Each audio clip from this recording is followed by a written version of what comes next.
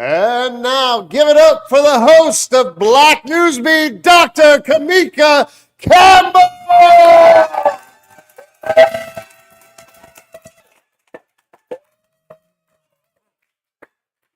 Well, we are back in studio. Welcome to the Black News Beat. And as wonderfully announced by my dear friend Gib, I am your host, Dr. Kamiki Campbell, and I'm so happy that you guys are here tonight, tuning in online. And the first thing I'm going to say is, do you know somebody that should be watching? Share the stream. Make sure that your friends know that we can watch tonight, and we'll be doing a little processing tonight. We're still holding space for the after the general election, after the presidential election. We know that so many communities are, trying to regroup and are reeling from the election results. Even some people that voted for Trump. Isn't that crazy? Surprise! A little bit of fuck around and find out. We're on the find out part of the fuck around, are we not?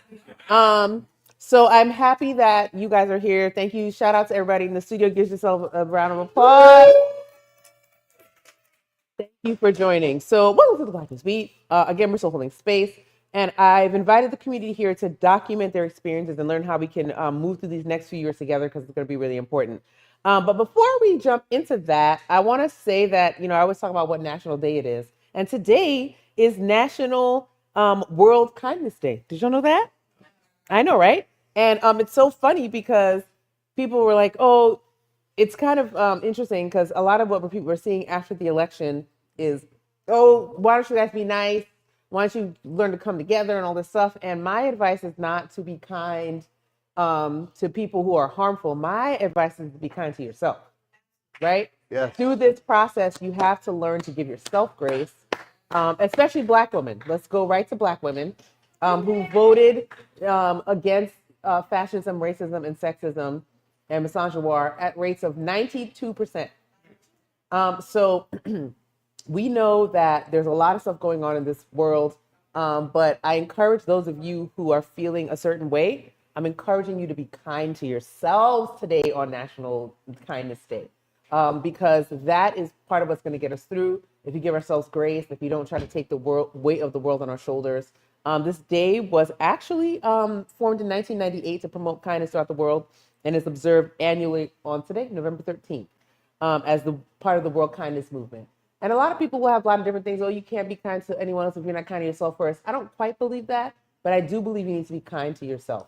And one of the creators on TikTok, her name is Jean Ali. Jean had something really important to talk about as far as kindness was concerned and what the kind of world she was looking to be a part of. And she says, there's a sentiment going around that, we deserve Donald Trump if we support certain things. We deserve Donald Trump if we vote against our own interests. And one of the things that Jean said was, Jean Alina, she said, hell no, we do not deserve, fuck no, she actually said, we do not deserve, nobody deserves a world where a country where Donald Trump is leading the country. Nobody deserves that. Even people who voted for him don't deserve that. And, practicing that kind of kindness, that kind of radical kindness to say, you may have voted against all of us, but you still don't deserve a world where Donald Trump is the leader of the free world, is radical kindness, right? We work to change people's hearts and minds around that. She said, and she also said, one of the reasons why is like, I'm advocating for that for other people, but I'm also advocating for myself. I don't deserve a world where Donald Trump is the leader of the free world, right. And neither do any of you. And so we want to operate from that place of radical kindness, and radical doesn't mean that you are bending over to be a pushover. It means that you are understanding that we have to work through a world where people think they deserve someone like Donald Trump as their free leader. And what does that mean for our communities, especially on the ground? I'm seeing this explosion of transphobia, this explosion of anti-immigrant sentiments since Donald Trump was elected again. And why do we think we deserve that? And that is a question that operates from a place of radical kindness. Not, you voted that way, so you deserve it. Even though elections will have consequences, right?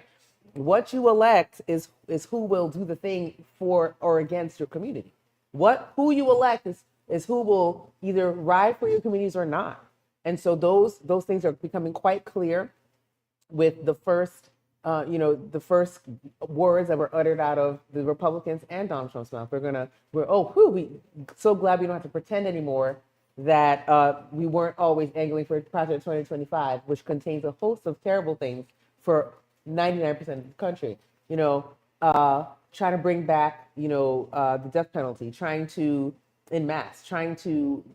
start mass deportations immediately as soon as possible. Those are things that people voted for, whether or not they believe that man or not. That's what they voted for. People are trying to tell us, oh, it's about eggs and groceries, but we know when people say economy, when they're talking about economy, they're talking about upward mobility in our country, and voting with people who they think have access to upward mobility is what they did. And we have to talk about why they believe other people is the way to upward mobility. We have to talk about why subjugating other folks. Why do we think that's the way to upward mobility? Those are things we need to talk about in the community. So we'll get into that. But on today, before we get into all those things, I want to charge you to be kind to yourself. First, be kind to yourself. Think about the world you want to live in, and think about what kindness looks like to you, to give yourself ease, to treat yourself with care, because that's part of how we will get through the next 4 years. So I just want to say that before I go on to the next. So with all of that, before I go into it, I just want to ask, how are y'all doing? Okay, we have fantastic. We have all right. What else do we have? Me. Living the dream. Living the dream. Because I can't wake up from it. Yeah, we can't wake from it. So we've just got to be in it, We got to be here in the dream. Or, some people call it a waking nightmare, but whatever. Yeah. And yeah, a lot of people have been asking, Kamika, how are you doing? I've gotten at least 100 text messages in the last week. At least 100. I'm probably lowballing it. It's very overwhelming. Thank you for the messages. I just want to say that, but I cannot answer all of them because I don't know how I am from minute to minute, but I do know that I'm not in despair. Like I go from like rage to numbness, but it also like where I am is this kind of clear path forward. Like I know we got to do something and I'm trying to figure out what that something is, but also trying to force myself to rest because I went so hard for the last 6 months that it's now like, you have to expel that extra kind of like fight or flight hormone that you built up in your body trying to go the hardest you could. And so did so many other people. So many other people went as hard as they could too. So I am thankful for people who worked alongside me in the campaign. There are so many things. You're going to hear so much analysis. You're going to hear so much things. But what you should take stock in is that people that Dauphin County went blue. Yes, we did lose 1.5 percentage points, so that's another conversation that we're going to have. But Dauphin County went blue. And Dauphin County also held the line in a sea of no other county around us went blue. It was just us. Yeah.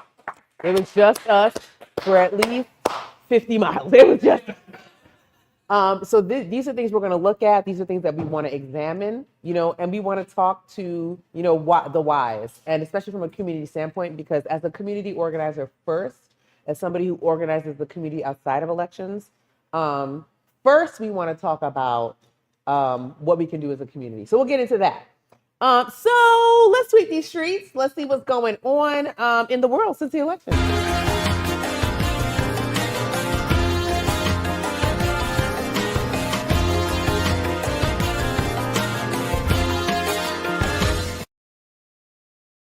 So we have Trump cabinet picks are coming online, and it's the lack of experience for me. Okay, so Trump's new power squad is here, and it's serving loyalty, drama, and some serious blast from the past energy. Marco Rubio, the former Trump critic who called him a con man, is now set to be Secretary of State. Very weird. And honey, he's promising to be a fearless warrior. Not to be outdone, Trump tapped Matt Gaetz as Attorney General, making it clear he wants loyalists over legal eagles. Then there's Tulsi Gabbard, the one-time Democratic darling, now steering national intelligence, and Fox News star Pete Hegseth brings his TV creds to the role of Secretary of Defense. Hilarious. Kristen Noem takes on Homeland Security. And Lee Zedling, yep, without a shred of environmental experience, is somehow the head of the EPA. Great. Now, yes. Now for the heavy hitters. Stephen Miller, the proclaimed white nationalist, is back in the building as Deputy Fuck Chief of you. Staff for Policy, literally that, and ready to revamp those hardline immigration policies with his signature flair for controversy. And Mike Huckabee, he's rolling up to Israel as ambassador, ready to align the U.S. closer with Israel's interests, and that fiery old school energy literally said a few days ago that there is no such thing as a Palestine occupation.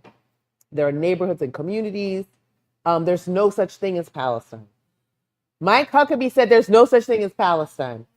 I want us to understand where we are. Now they're just saying it out They're loud. just saying the quiet parts out loud now. So this is where we are. And we also had the Secretary of Defense, the person he's had for immigration, I forgot his name right now, saying that, yeah, we can keep families together because families can be deported together.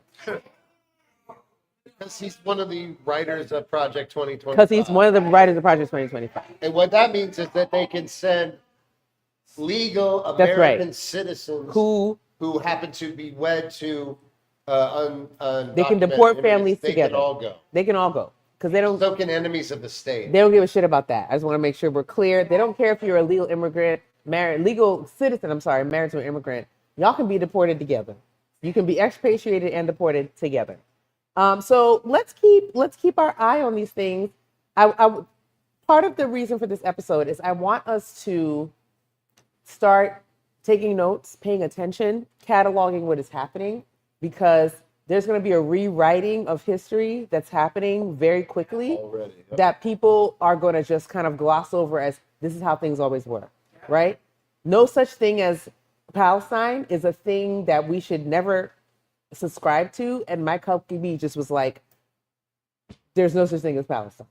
There are neighborhoods and there are communities, but there's no such thing as a Palestinian self-determination as a country. That's what he said. People are now saying there was no such thing as a Muslim ban. They're literally saying that out loud. They're saying that critical race theory is the new fake history. That's right. It's fake history. That's the new the timeline that actually happened. Now that's the new history. Okay. So part of the reason why they're throwing out the books is so they can perpetuate this weird supremacist timeline of history, right? And so it's going to be up to us to document and to put this stuff in writing and to talk about it and to be oral historians in our communities. Like there's so much that we have to do. So we're going to do that. All right. So Stephen Miller is back in the building as Deputy Chief of Staff, ready to revamp those hardline immigration policies. And Mike Huckabee rolling up as the Israel ambassador. Trump's dream team is locked and loaded for a comeback, an American comeback like no other. America, get ready for 4 years of full tilt loyalism and drama and nationalism too. All right. So get ready. At least 4. At least 4. Whew. Okay. This one's interesting. So there's been a move also for folks are now just blaming Kamala Harris outright for losing. And anybody who's worked on the campaign is watching it. We know better. We know what's going on. But one of the big claims is that, she threw all these expensive parties and she paid Oprah $1 million to stump for her. And Oprah has just come out swinging. Rumors have been swirling that Miss Winfrey collected a cool $1 million for that big campaign event she did with the vice president. But Oprah saying, not today. She hopped on Instagram to shut it down, saying she was not paid a dime. According to her, the money went strictly to production costs because, yes, lights, camera, action, and the crew don't run on fairy dust. She clarified that her company, Harpo Productions, was called in to handle the set design, tech, and all those little details that make a show shine. And her time, purely volunteered. Harpo backed her up, confirming Oprah did not pocket a fee, nor did Harpo cut her a check. The whispers began after Harris's election loss, with folks scrutinizing the campaign finances. How did she blow $1 million that we raised in 107 days, right? We were attempting the Herculean effort of trying to get Kamala Harris elected after Joe Biden dropped out. It's going to take $1 billion plus. Who's scrutinizing what Trump spent on all that? Nobody's scrutinizing. Nobody. They don't care. As a matter of fact, after a majority of the American people voted for that regime and they won the popular vote in and all 7 swing states, which I remain saying is breathtaking, they withdrew, particularly in Pennsylvania, all of the challenges to the provisional ballots and mail-in ballots that they had filed. Thousands and thousands of challenges. It's just like, it doesn't matter, we won. So it only matters that they didn't win, right? It only matters that they didn't win. So that's something to keep in your back pocket. So the whispers began after Harris's election loss with full scrutiny into campaign finances. We'll see if these rumors hold any water when the FEC filings drop in 30 days. Until then, Oprah's team is calling it a wrap. Thank goodness. And I'm glad Oprah spoke up. Because one of the things I realized about this campaign is that people attributed to Kamala Harris whatever they wanted. She was a communist and she was also a capitalist. She was too hard on black men and policing. She was not hard enough on crime for the other side. She was everything that everybody didn't like at once. And I will forever contribute that to sexism and racism. And that may sound like so heavy to say. People say, oh, she was a horrible candidate. I beg to differ. I stand on the fact that Kamala Harris is one of the most experienced candidates of all time. Yep. And not only was she most experienced, people said she didn't have plans. If you don't think Kamala Harris had a plan, you didn't read the plan. And that's fine. Just say you didn't read it or you didn't like it. But to just be like she was talking word salad and she didn't have a plan and she didn't she was too close to Joe Biden. She didn't distance herself enough from Joe Biden. She was just talking a word salad, or she was too progressive. She was too much leaning on Republican support. It was everything across the map. And again, going back to Gina Lina, who said, we treat black women in this country like a blank canvas so that we can describe whatever we want to put onto them without taking them as full human beings and full professionals and full candidates. So this is an important observation to make when we're talking about, how we arrived at the place where even black commentators were like, she was to this. And then literally on the other side is another black commentator saying the literal opposite of what another commentator said. So we had to kind of like parse that out and figure out why we didn't see Kamala Harris for who she was. For example, everybody was like, oh, everybody got a good laugh out of the fact that Trump said that Kamala Harris was at a dance party with Beyonce. Right? Except Beyonce never sang or danced at that, and there was no party. She literally spent time talking to people, and people were nervous because they're like, is Beyonce talking a lot? What's happening? Right? Is she gonna say something crazy? She's not singing. Is this serious? Like, people got nervous. Even the Bayhive were like, Beyonce's for real, because she didn't even get on here and sing to us like she usually would. And so how do we think about black women and what they do in this country is also something that we have to examine based on how we treated Kamala Harris and even the people who supported her during the campaign. Okay, this one, we're going to move into media and melanin real fast, because one of the ways that I've been coping with this election is by watching black and brown movies. Black and brown movies watching black and brown movies is a form of escapism, because I wanted to, first of all, it's a holiday season. If you leave it to some of my peers, it's already Christmas time. And usually I don't get into that as early. But this year, Christmas movies have been a wonderful help for me. And so I've been watching a ton of Christmas movies on BET Plus, and they've been really good. I mean, it's been a lot of scandal, a lot of escandalo, but I appreciate a little bit of an escape.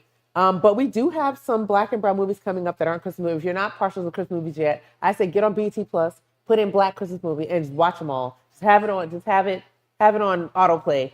You'll find one you like. Some of them are cheesy, right, babe? But I'll tell you who stays up and watches the entire Christmas movie after I fall asleep on it, Basir Vincent. And I appreciate him for that. And he usually be like, babe, you should watch that. It was good. It was good. I'm like, babe, it was good. And you'll see his face light up, and then he'll be like, I can't get too excited. But it's been fun watching him be excited about some of the movies. But outside of Christmas movies, Idris Elba has a new movie coming up where he used pickle juice as a remedy for something. This is interesting. So if there's one thing Idris Elba won't let stand in his way, it's an allergy, even to horses. For his role in Concrete Cowboy, which is coming up very soon, Idris had to face off with his four-legged co-stars despite a serious horse allergy. And what was his secret weapon? Not antihistamines, not allergy shots, but pickle juice.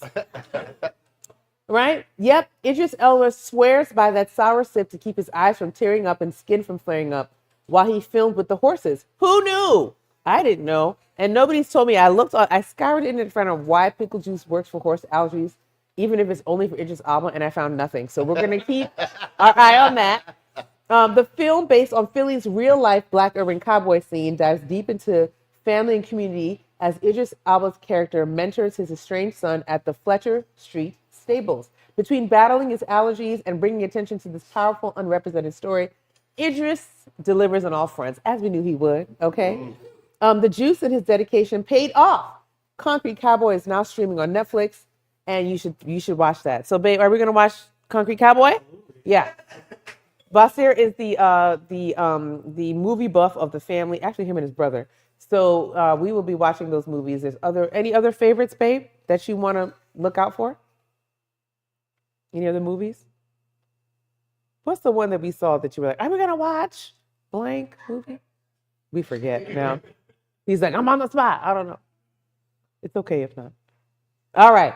So, but definitely look out for Concrete Cowboy and those Christmas movies that I love so much because they're actually helping kind of like pass the time. So that is what we have. We have, I always say at this juncture, we have upcoming events all over the city. Even though things are dismal and, people are sad, especially in our region, especially in our county that went blue. We still have so many community organizing things coming up that you can take part of, events. YPOC has events coming up. We have our holiday Friendsgiving and our holiday parties coming up November, December. We have our Adopt a Classroom applications are open. So we are going to be looking for teachers to give grants to bolster their classroom, especially in times when we know that the Department of Education's funding might get cut on a federal level. So it's more important that communities gather around their classrooms and their public schools to make sure that we're participating at much higher levels than before. A lot of people don't have an option. They entrust their children to public schools. They don't have the option to send their kids to private school. They don't have the option. So it's going to be more important than ever that we bolster our public schools. Young Professionals of Color Greater Harrisburg is on the forefront of doing that work, making sure we support our teachers, support our classrooms, support our parents. So join us in that fight. Give to Young Professionals of Color, donate. And if we will put out a list of things that we know teachers will need, if you could help us purchase those things and also give to our classrooms, we would greatly appreciate that. Am I missing anything? Yep. Am I missing anything, Jan, Basir, on what's coming up with YPOC? I think I got the highlights. Friendsmas, yep. Friendsmas, holiday party, and then our Friendsgiving, right? Friendsgiving is first, and then Friendsmas is second. So please watch out for those things. Come and join us. We'll be collecting anything, Elise, coming up that you want to talk about? People will be able to volunteer in schools too. That's right. That's right. People will be able to volunteer. Yep. This is the mic. You can be in the classrooms. The teachers need and school support as well. Yes, that's right. So we'll be launching a form for volunteers to make it easy. Step 1, 2, 3 to volunteer when it's convenient and be able to impact in that way as well. Absolutely right. And we have been blessed, even with COVID. We're going into our 8th Adopt a Classroom season. 8. This is our 8th campaign. And this is important for 2 reasons. One, we've been adopting classrooms since 2017, 2018. Our goal is to adopt all 122, I think it's 122 to 32 classrooms in the district, which is across 12 to 14 schools. Yeah.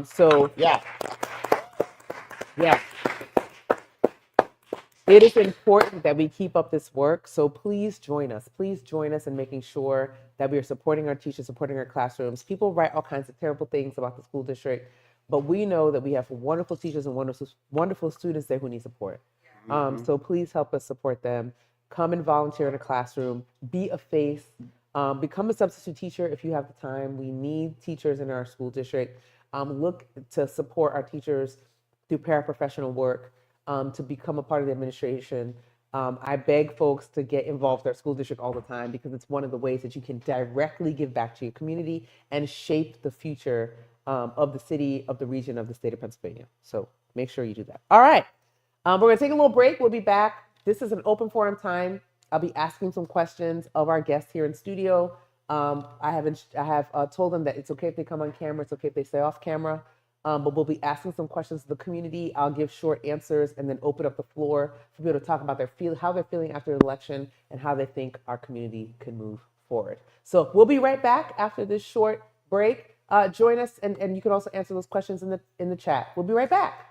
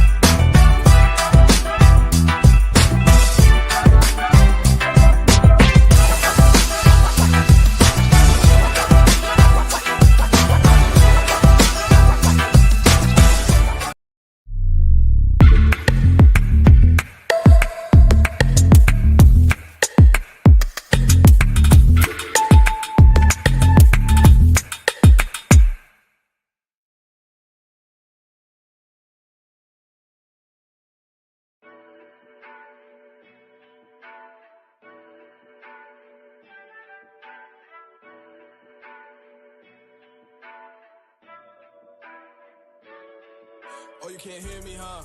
How about now? Oh, this your moment, ayy. Not right now. If you a hating nigga, please pipe down. Cause I don't know if it's we the beat, this bitch too loud.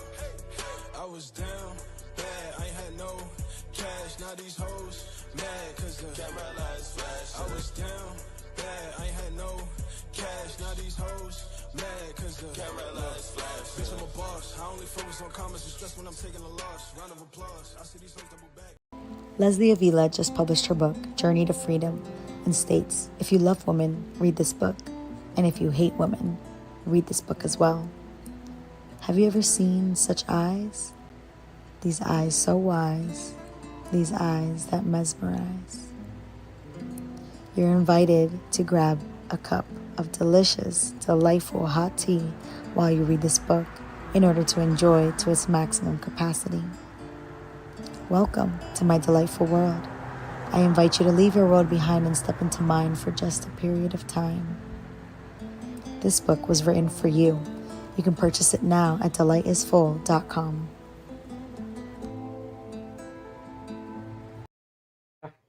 Yes, babe. Now I'm ready. Okay, y'all, we're coming back.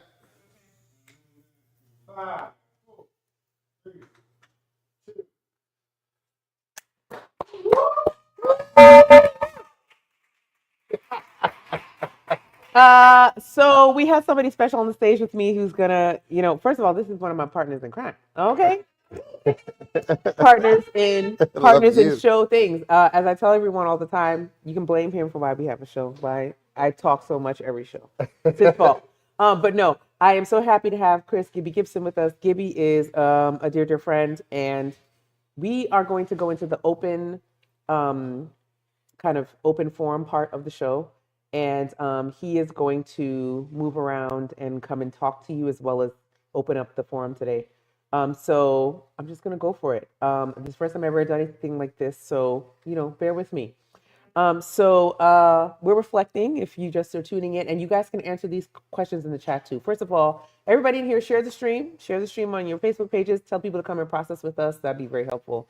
I want comments. I have some of the comments that I'm reading on here as well. Some of the comments that we've gotten so far is he wants a gang of inexperienced hooligans so they will botch it all to hell. I agree, actually. Yeah. And then, so what, Beyonce? Meanwhile, you have a so-called comedian telling jokes about black and watermelon Hispanics not pulling out. So it's funny that how, people were like, oh, he's with people lambasted Kamala Harris while Trump was doing completely insane things and just getting away with it. and people were not critiquing him, and they were just taking it as, he's just being himself. So anyway, Gibby, before I jump into all the questions, what you want to say before I jump into What do I want to say? opening statement? Probably just what I would like to say is to a lot of people who look like me.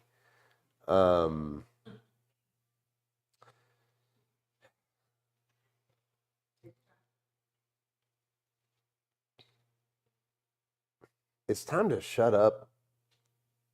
It's been time to shut up. Yeah.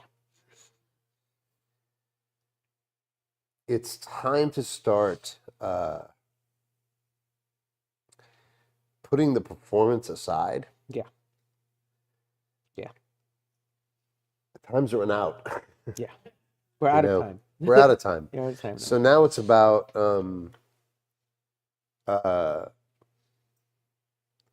put up or shut up. If you believe in equity in this country, if you believe in everybody having the same opportunities, I mean, we're kind of past that point. Yeah, we're we kind are. of past that point. Yeah. It's no longer the bracelets and the Honey, let's take a all moment to that talk. stuff. Let's take a moment to talk about the blue bracelets. Now, we have seen iterations of the blue bracelets. Most of them started by white women. Of course. And we've seen safety pins. Yeah. We've seen black squares. I've been wearing safety pins for years. And I'll tell you what, at the Yes. time when I started wearing safety pins, I thought I was Doing something. sending a message. Yes. But I was. And I was sending a message. The message was, I'm one of the good ones because I've got this fucking pin on. Don't wear a pin. Do good. Be the good one. Stand up. Be the good one. And no matter how, and granted, there are some black people who were like, oh, we like the blue bracelets, listen to who's safe. But there was another also loud faction that says, why are we recentering this back onto people for them to say, you come to us to feel safe, right? Exactly. We're signaling, and it's so funny because I had on these damn bracelets before the blue bracelets were a thing. And why is it on us to go to other people to feel safe? Right. Like, why do we have to do that? Like, if you're signaling to us that we're safe in an effort for us to come over to you, why aren't you going over to people and being a safe person? Be the community. Yeah. And I think that was the critique, and white women argued me the fuck down on the internet about this. Well, if you don't want to believe that's an ally, that's on you. Oh, so it's not. Oh, Wow. oh. So also saying the white liberal women also saying the fucking quiet parts out loud. Because, it's about you absolving yourself of any responsibility in your whiteness. And what your white folks that look like you and avail themselves of similar privileges in the community are doing. You don't want nothing to do with that. Why? Because for whiteness, individualism reigns supreme. It's not, everybody else can be a group except white people. They want to be individuals. They are pioneers in their own right in everything. It doesn't sound very good when we say, go whites. I'm just saying. They don't. But you're not wrong. You're not wrong. But you're absolutely right. This is the thing that, the way that white individualism works, and people call a lot of things, they're racist. I mean, they're trying not to be, so I get it. But what they are is white individualists. Yeah. Don't lump me in with those. This one woman said on my page, don't lump me in with the people who voted for racism and misogyny. I am not like that. Understood, but why are you over here yelling at us? Right. We didn't vote for it either. Right. And we're critiquing the white people who did. So if you're not a hit dog, don't holler. You know what I'm saying? That's it. That's just it. Like, if it wasn't you, then why are you over here giving us grief? Because we're calling that shit out. Like, what's the reason? You see what I'm saying? And there's something about white individualism that makes them puff up their fucking heckles when any white is critiqued, anything to the wall, or not me. I mean, it was a lot of y'all. So It was, yeah. Anyway, so let's get to the questions because I can do this all day, and I really do want to not do that part where I'm like just pontificating. So, reflecting on the election outcome, how are you feeling about our community's future? So that's the first question. Anybody got any feelings? Go ahead, Chris. I experienced as a somebody who lives in a metropolitan center in a very rural state of Pennsylvania. Progressive people coming together during the last Trump administration towards kind of facing progressivism all together, rather than what we see generally during Democratic times. Yeah. Where we have time to infight during those times. Yeah. Because our elected officials are in power, we have time to push them towards the policies that we want. Yeah. Specifically. But when there is times where we don't have the privilege to focus on those intricacies, we have the opportunity to come together as a greater group. Yeah. Towards the greater goal of progressivism for us all. I may be being optimistic, but that's what I hope to see in my community. Yeah. That's a good point. Yeah. And I think the idea that adversity drives us closer together is a good one. I just wish we didn't wait until it was such dire straits to do so. Right? So, yeah. End of that.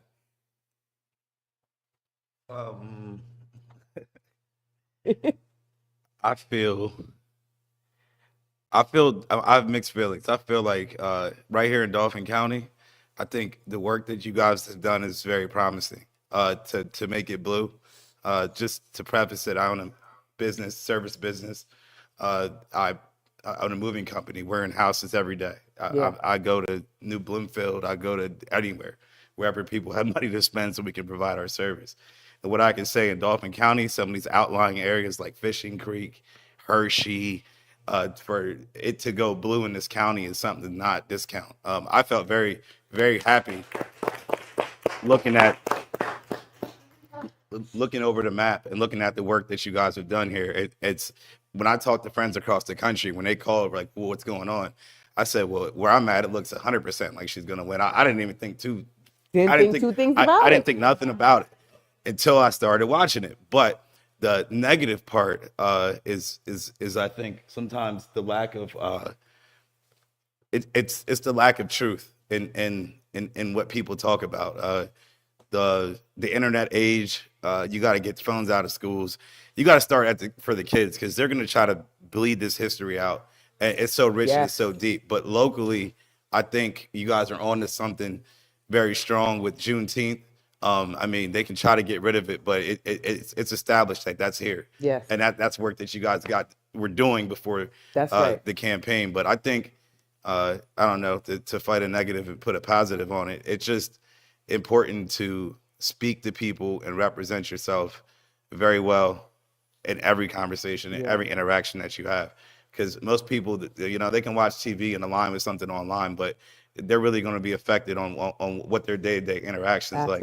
So even when we go and do business in some people's homes, I mean, I huge Trump signs, all this stuff. They talk the talk. Yes, sir. No, sir. Let's get done. People respect business and commerce and where their money's spent.